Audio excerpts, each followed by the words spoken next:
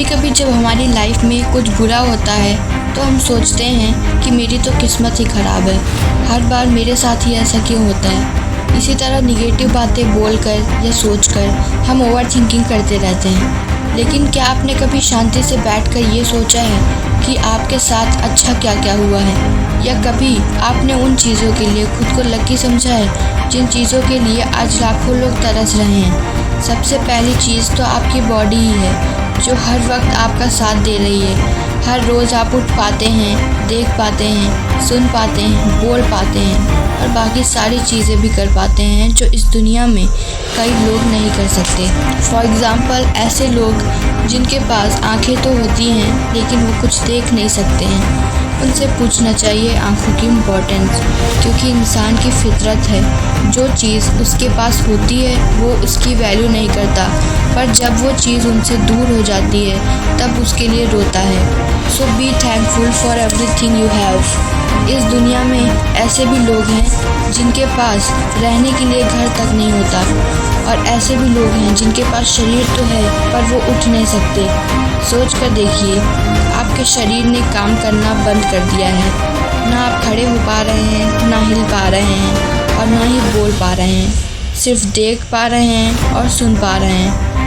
सिर्फ ऐसा सोचने पर ही कुछ सेकंड्स के लिए हमें वैसा ही महसूस होने लगता है, और जब हम सोचना बंद करते हैं तब हम उस चीज़ के लिए थैंकफुल होते हैं। अब मैं आपको एक स्टोरी बताती हूँ जो एक ऐसी लड़की की है जो अपनी जॉब के लिए इंटरव्यू देने जा रही थी, जिसके लिए उसने काफ़ी महीनों तक तैयारी की थी। पर जब वो इंटरव्यू के लिए जा रही होती है तब रास्ते में उसे बहुत ट्रैफिक मिलता है और उसके पास कोई दूसरा ऑप्शन भी नहीं होता है। उसे बहुत गुस्सा आता है और दुख भी होता है, क्योंकि वो अपने इंटरव्यू के लिए लेट हो जाती है जिसके लिए उसने इतनी मेहनत की थी। वो अभी भी ट्रैफिक में फंसी हुई थी और उसी वक्त उसके फ़ोन में एक न्यूज़ आती है कि न्यू हाइट्स नाम की एक बिल्डिंग में आग लग गई है, जिसकी वजह से कई लोगों की जान चली गई और कई लोग घायल हो गए। और ये वही बिल्डिंग थी जहां उस लड़की का इंटरव्यू होने वाला था। ये न्यूज़ देखकर वो परेशान हो जाती है, लेकिन दूसरी तरफ वो ये भी सोचती है कि आज अगर मैं ट्रैफिक में ना फंसी होती तो मेरे साथ भी ये भयानक इंसिडेंट हो चुका होता। जहां अभी तक वो ट्रैफिक की वजह से गुस्से में और काफ़ी ज़्यादा परेशान थी, अब वो इस ट्रैफिक का भी धन्यवाद कर रही है और सोच रही है कि हर चीज़ के होने के पीछे एक रीज़न होता है। बस फ़र्क ये है कि कभी कभी ये बात हमें जल्दी समझ आ जाती है तो कभी देर में। सो बेसिकली मेरे कहने का मतलब ये है कि आपकी लाइफ में जो भी इंसिडेंट्स होते हैं उनके पीछे कोई रीज़न ज़रूर होता है। आपको एक बात हमेशा याद रखनी चाहिए कि आपकी लाइफ में जो भी प्रॉब्लम और इवन हैप्पी मोमेंट्स भी आते हैं तो वो आपको कुछ ना कुछ सिखा कर जाते हैं। अगर आप अपने पास्ट में हुए इंसिडेंट्स, चाहे वो बुरे हों या अच्छे, उन्हें डीपली एनालाइज करेंगे तो आपको बहुत कुछ सीखने को मिलेगा।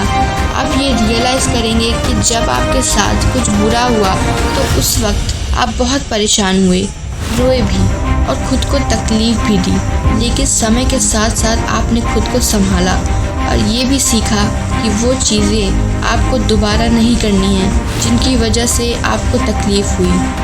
एट द एंड मैं सिर्फ यही कहना चाहती हूँ कि जब भी आपकी लाइफ में कोई प्रॉब्लम आए तो आप ये मत सोचिए कि ये प्रॉब्लम क्यों हुई, क्या मैं एक ख़राब इंसान हूँ इसलिए मेरे साथ ऐसा हुआ, बल्कि ये सोचिए कि आप उस प्रॉब्लम को सॉल्व करके कैसे उसे एक अपॉर्चुनिटी में बदल सकते हैं।